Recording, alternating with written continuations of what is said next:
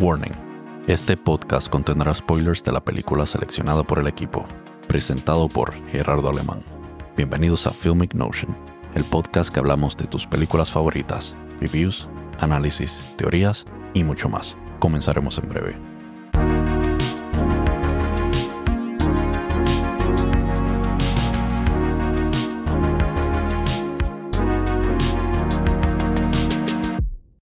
Hola, y vamos a estar analizando la película Grave of the Fireflies con la actuación de Tsutomu Tatsumi, Ayano Chiraichi, Yoshiko Shinohara, Hakemi Hamaguchi, entre otros. Aquí estamos en otro episodio de esos que veo películas durante el fin de semana y las discuto para ustedes en la sección a la que yo le llamo simplemente yo. Grave of the Fireflies es una película de drama histórico de guerra animada japonesa de 1988, escrita y dirigida por Isao Takahata y producida por Studio Ghibli. Se basa en el cuento semi-autobiográfico del mismo nombre de 1967 de Akiyuki Nosaka. Akiyuki Nosaka es el autor de la historia original. Inicialmente creía que era imposible adaptar su obra y argumentaba que representar el paisaje desolado y quemado de la historia sería un desafío y que los niños de su época no podrían interpretar convincentemente los personajes. Takahata se sintió motivado por retratar a Seita, un estudiante de 9º grado durante la guerra, y su objetivo principal era desafiar la percepción romántica de las historias de guerra, mostrando la realidad cruda de los personajes y sus experiencias. El director enfrentó retos significativos en la producción. La representación realista de Japón era poco común en la animación de la época y cada detalle, como la escena de la cremación de Setsuko, fue meticulosamente trabajada. Los animadores utilizaron técnicas innovadoras como distintas capas de marrón en lugar de negro para dar una sensación más suave a la película. Esta decisión fue un desafío técnico, pero añadió profundidad visual a la narrativa. La película no solo era una obra maestra de animación, sino también una crítica al nacionalismo japonés. El crítico Roger Ebert la consideró una de las mejores películas de guerra, destacando su capacidad para representar emoción humana bastante cruda a través de esta animación que se consideraba un media para niños. Si hablamos del background, el 5 de junio de 1945, un ataque aéreo bombardeó la ciudad de Kobe, cambiando drásticamente su vida. Nosaka perdió a su hermana adoptiva, Keiko, durante la guerra debido al hambre y las condiciones extremas. La pérdida lo marcó profundamente, generándole un profundo sentimiento de culpa durante toda su vida. Después de la guerra, Nosaka se convirtió en escritor y esta historia de Grave of the Fireflies es un relato semi-autobiográfico basado en sus propias experiencias dramáticas durante este bombardeo de 1945. El texto nace como tributo a su hermana y más bien una disculpa por lo que sucedió. Fue originalmente publicado en la revista literaria japonesa Oru Yomimono en octubre de 1967 y con esto Nosaka se ganó el prestigioso premio Naoki por literatura popular. La obra fue posteriormente recopilada en un libro junto con 5 otros relatos en 1968 y se tradujo al inglés en 1978. Este relato ha sido adaptado en múltiples ocasiones, siendo la más famosa la película de anime que vamos a discutir hoy, de 1988.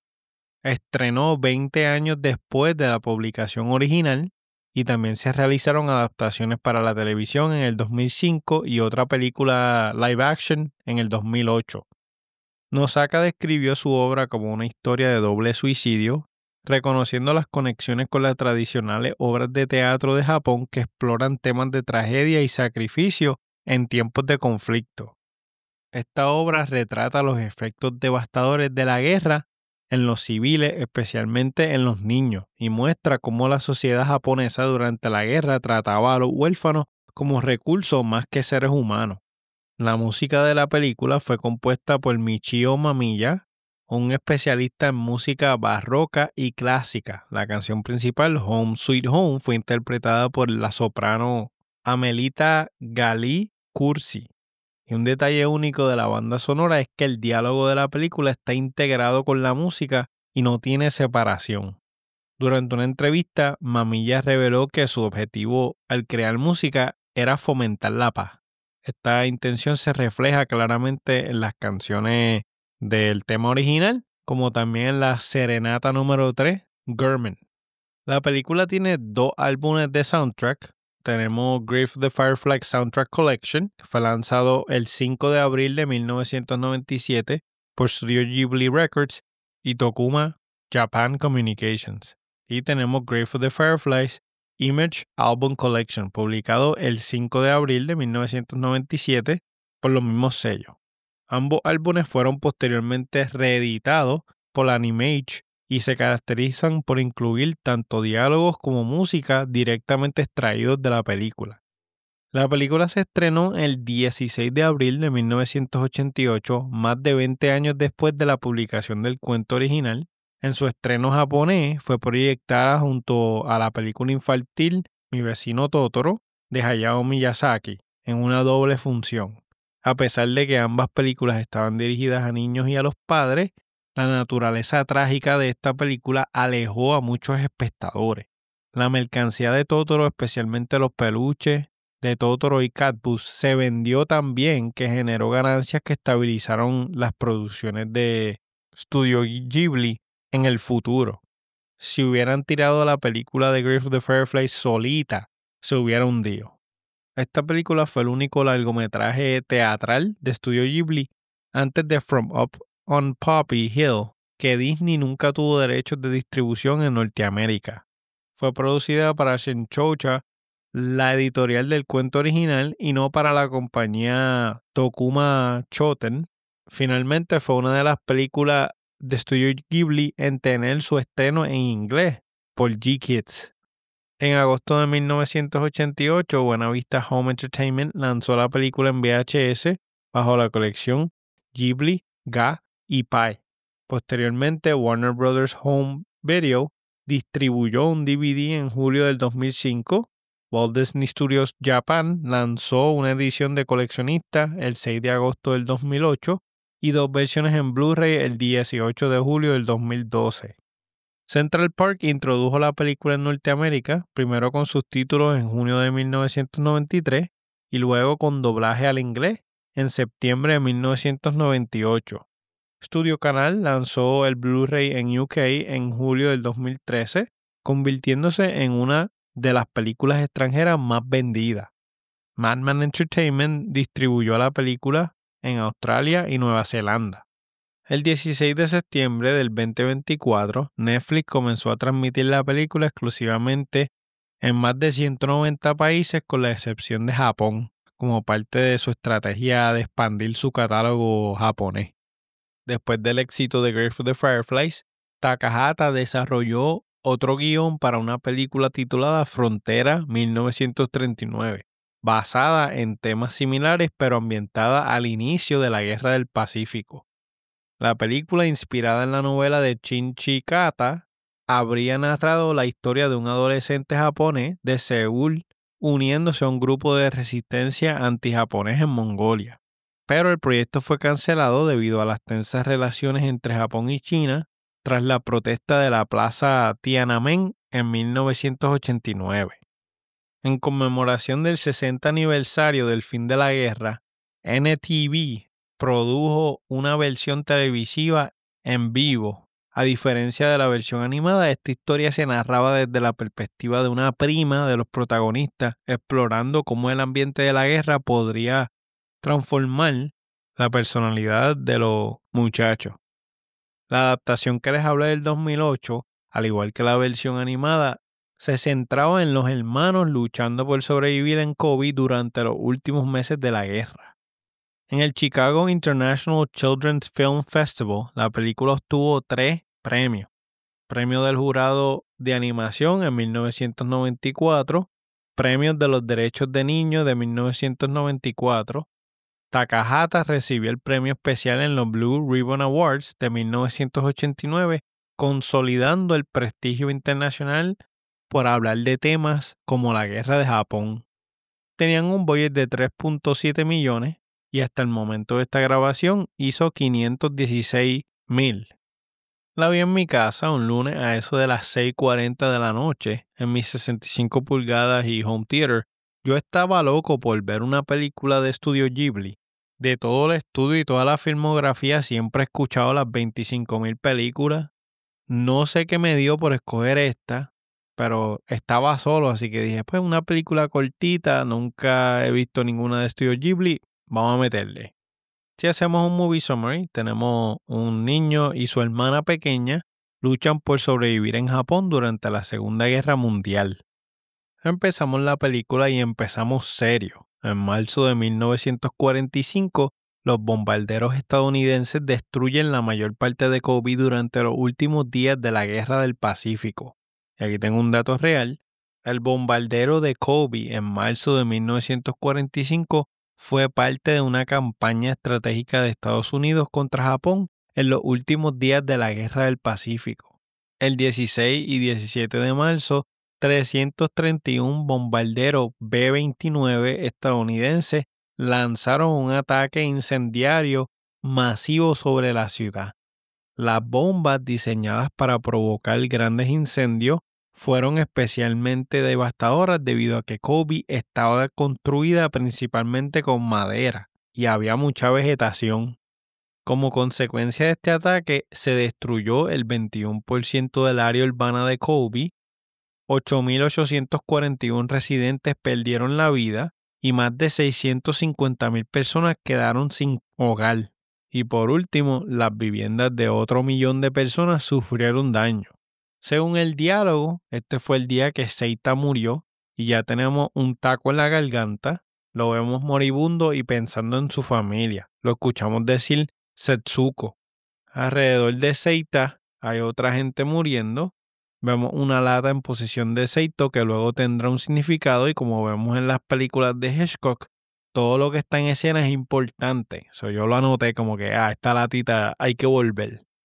Van a un viaje en tren y se puede ver la ciudad en fuego. Y aquí tengo una observación. Es bastante aterrador vivir en un tiempo de guerra.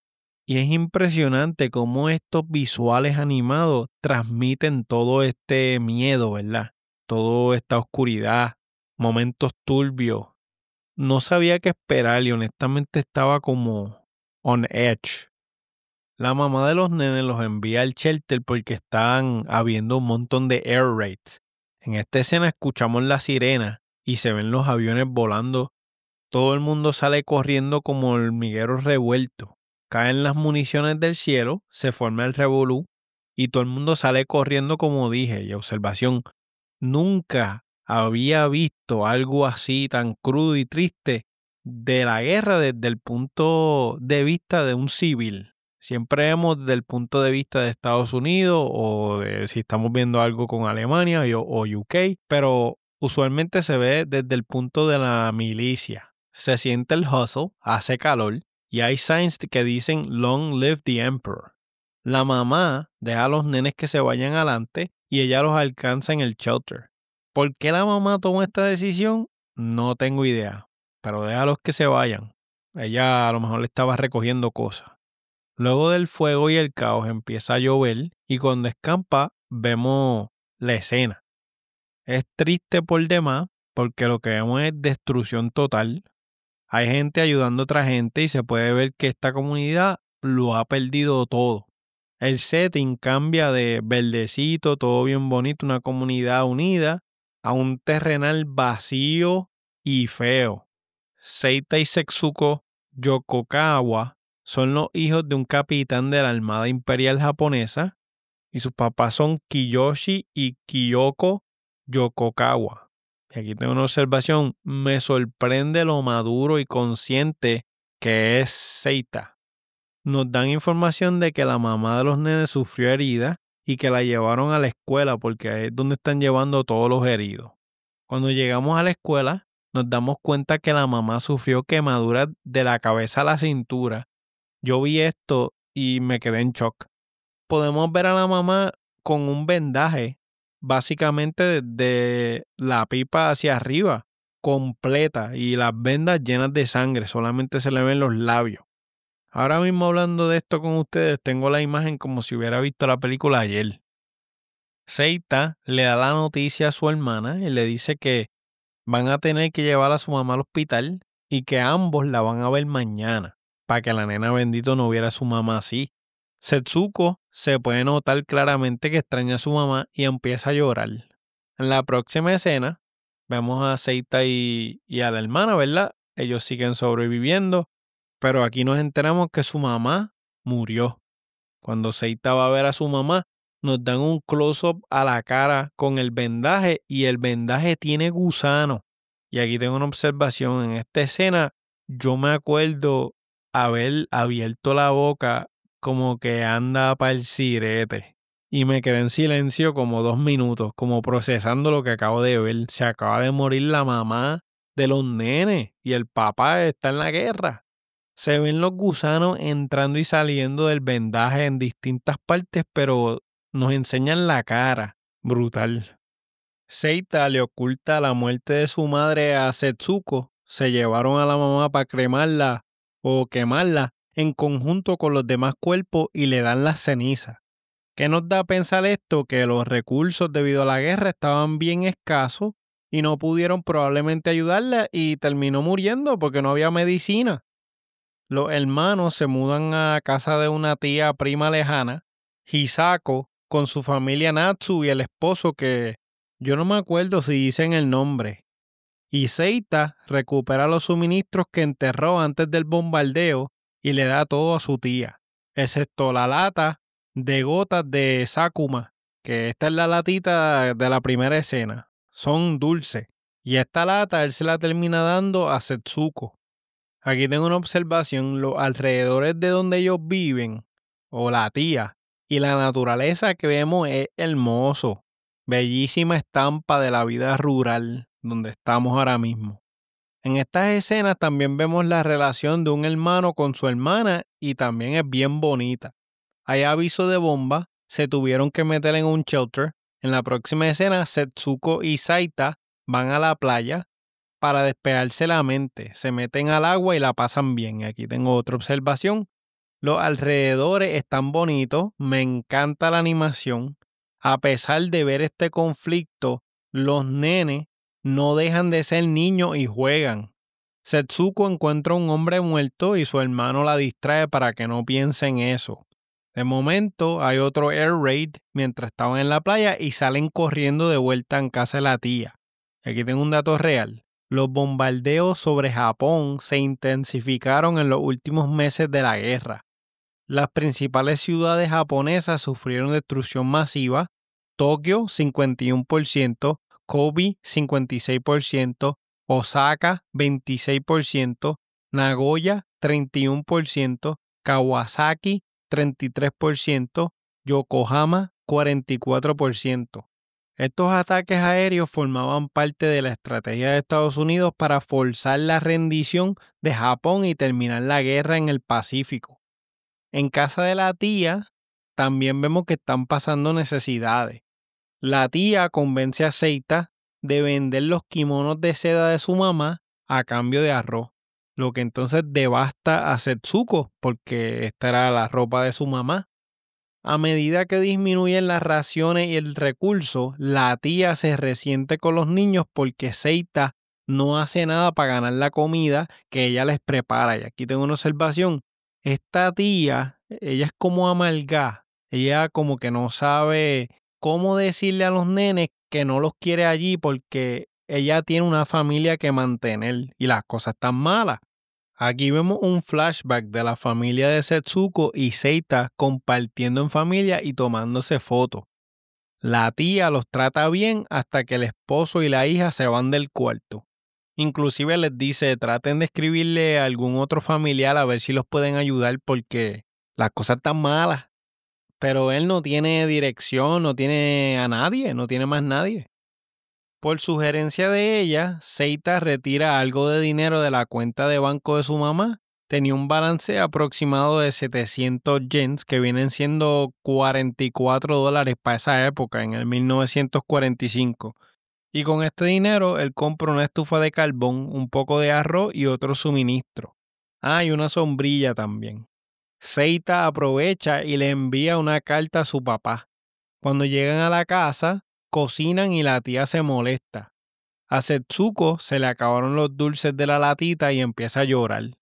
Seita le echa agua a la lata para que el agua coja como el sabor a dulce. Y los vemos a ellos una vez más compartiendo y riéndose como lo estaban haciendo en la playa. Ante toda esta adversidad, como quiera, ellos crean su propia diversión y tratan de ver las cosas positivamente, específicamente del hermano a la hermana, porque ella es chiquitita y pues él no quiere como que romperle esa burbuja de niña inocente. Volviendo a la tía, ella le da demasiada importancia a su familia y al trabajo de su esposo y de la hija, porque ella dice, estos dos están sirviendo a la nación y lo mejor es para ellos. Si ella hace un sopón, por ejemplo, los pedazos de carne más grandes se los da al esposo y a la hija, y los nenes reciben lo que sobra de la olla. Y esto a mí me molesta, pero lo entiendo. Están en tiempo de guerra y hay una escasez extrema, y Seita y Setsuko, como quien dice, no son responsabilidad de ella. Hay otro ataque de bomba. Después de este ataque, la hermana se quiere ir. Aquí tocan piano y la tía los manda a parar. Los hermanos deciden irse de la casa de la tía y se mudan a un refugio antiaéreo abandonado que encontraron para vivir solos, porque se dieron cuenta que son una molestia. Y aquí tengo una observación. Hay escasez de todo a donde quiera que van y esto se ve en el pueblito. Logran conseguir comida y les va bien en el shelter. Tienen un río o un cuerpo de agua y ahí limpian los trastes y limpian la ropa. Eso se ve que están bregando. Aquí cogen fireflies o luciérnagas del pantano donde se están quedando y las liberan en el refugio para tener luz por la noche.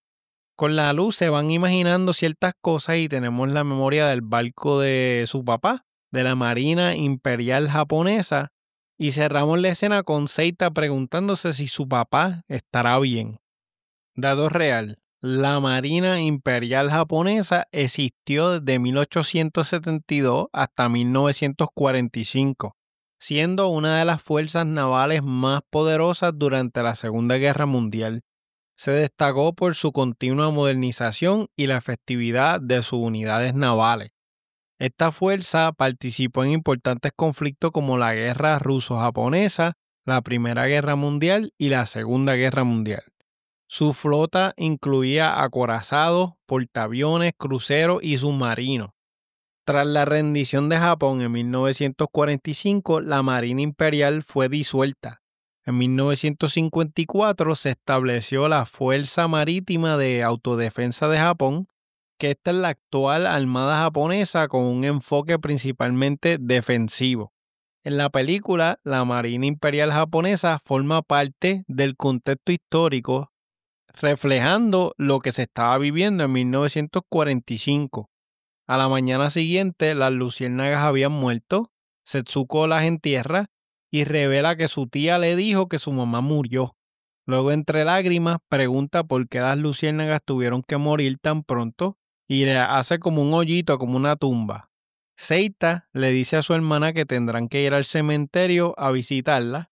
Él tiene la caja de las cenizas con ellos. No estoy seguro si ella sabe o comprende lo que está pasando, pero me imagino que sí, porque ya la tía le dijo.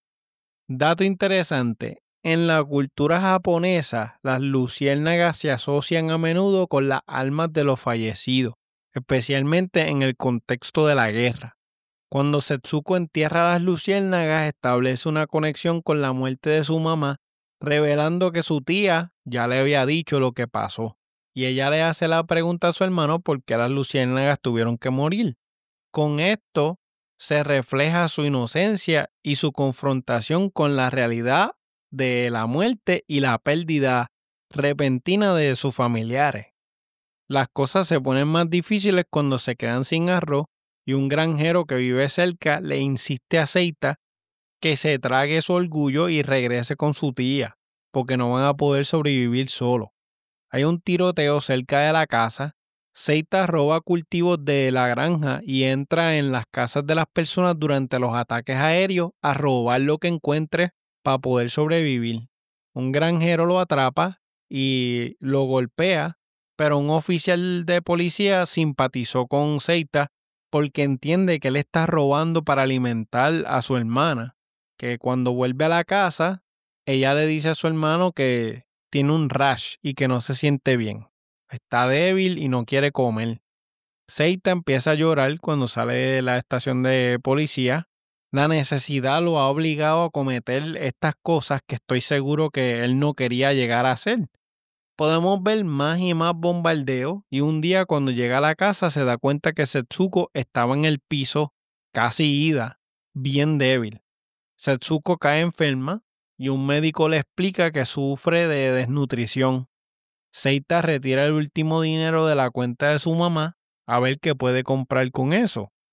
Está triste al enterarse de que Japón se ha rendido y que lo más probable es que su papá esté muerto, porque la mayoría de la flota naval japonesa la habían hundido y ya no había más barcos. Y aquí tengo un dato real. La rendición de Japón en la Segunda Guerra Mundial ocurrió el 15 de agosto de 1945, marcando el final del conflicto. Este evento tuvo un impacto devastador en muchas familias japonesas y en la sociedad en general. Para el momento de la rendición, Japón había perdido prácticamente toda su capacidad naval debido a los intensos combates con las fuerzas aliadas, principalmente estadounidenses. La Marina Imperial japonesa ya no podía realizar operaciones significativas a finales de julio de 1945. Las consecuencias inmediatas de esta rendición fueron bien severas. La población civil enfrentó condiciones de vida bien precarias, con muchas personas viviendo en cuevas o en casas improvisadas. Se produjo una grave escasez de alimentos, donde la gente hacía filas kilométricas para obtener agua y suministros básicos. Aproximadamente 120,000 niños huérfanos vagaban por las calles buscando sobrevivir en medio del caos. La ocupación aliada de Japón comenzó el 28 de agosto bajo la supervisión del comandante supremo de las potencias aliadas.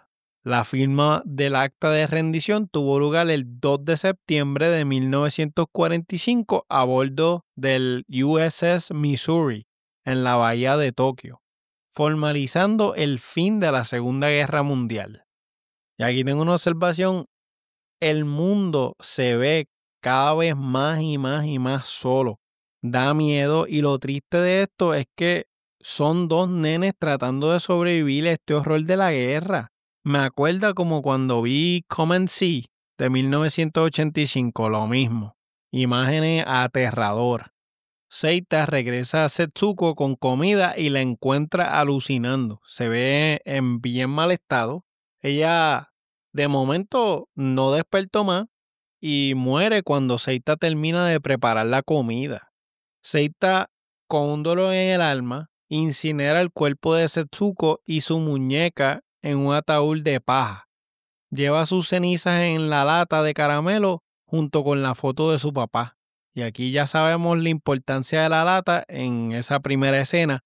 Y no ayuda que vemos un montaje de la nena esperando a su hermano.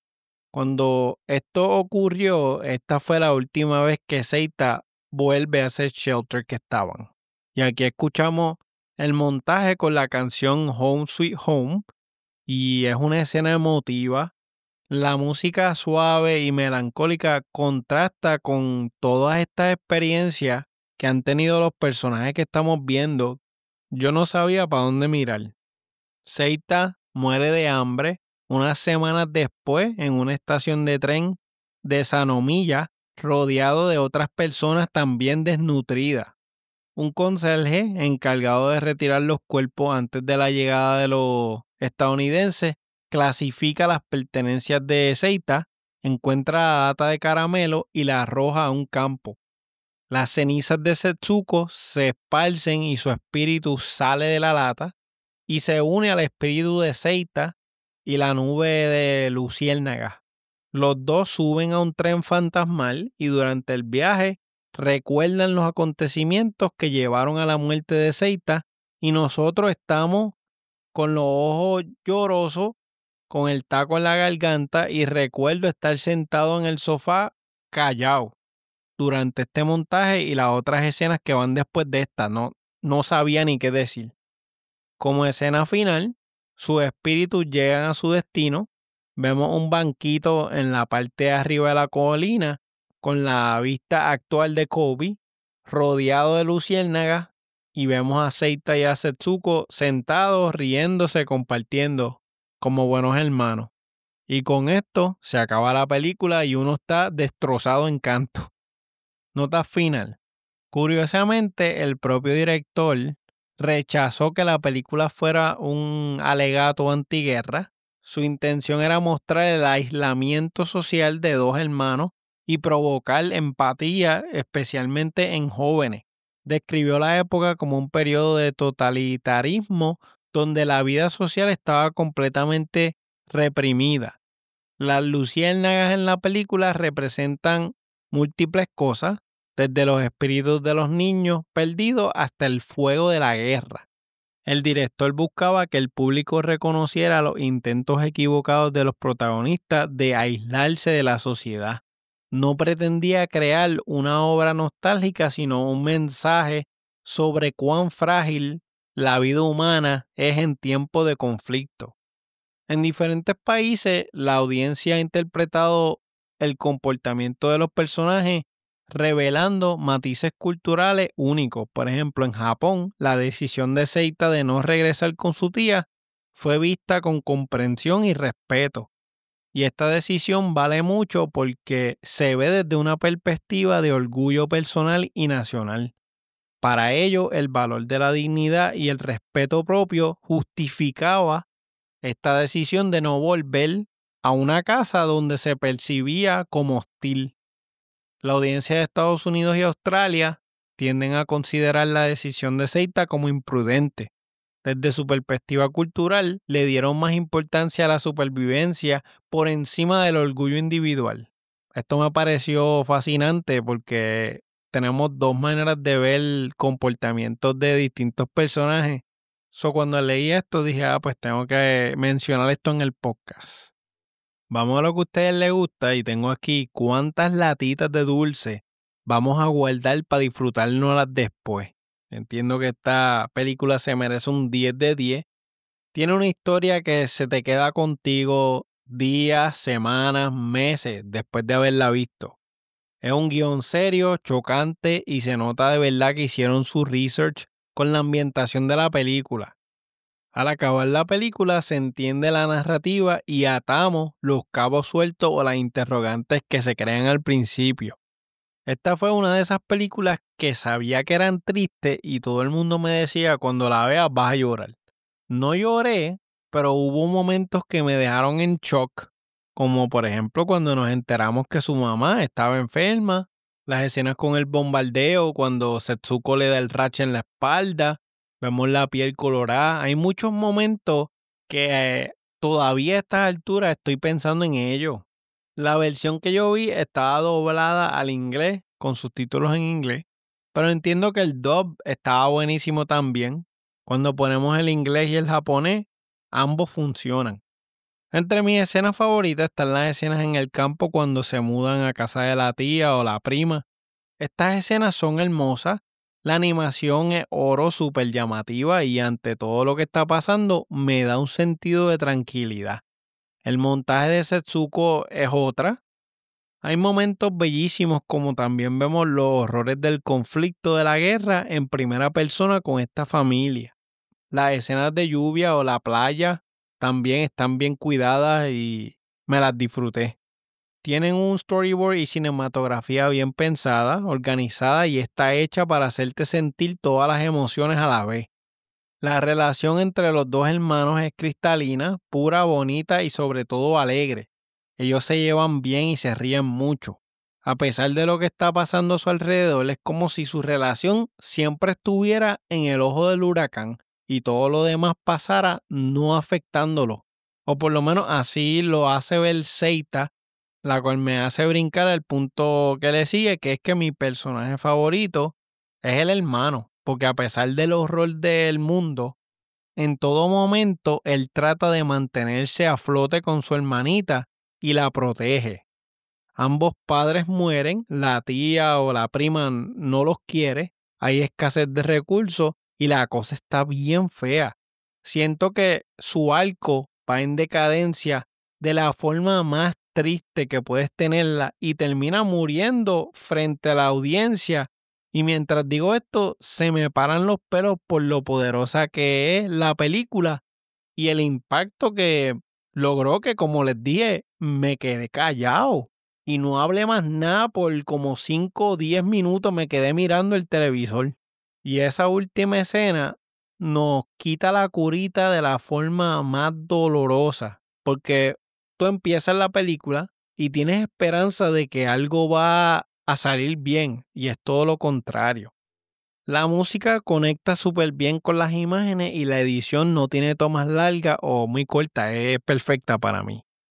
Por último, antes de cerrar, si nos vamos un poco más deep, los horrores de la guerra se muestran a través del impacto en la población civil japonesa, especialmente en nuestro protagonista. La historia sigue la lucha por sobrevivir en un entorno devastado, bien difícil de florecer. La película nos hace consciente de la pérdida de la inocencia con niños forzados a madurar prematuramente, y esto se encuaderna perfectamente con Seita. También exploramos los lazos familiares, en específico el amor de hermano. Vemos la crueldad humana en tiempos de crisis donde cada uno de nosotros, como dicen en Puerto Rico, velamos por nuestras habichuelas, dejando a los más vulnerables atrás. Esta película es una obra profundamente crítica con la guerra.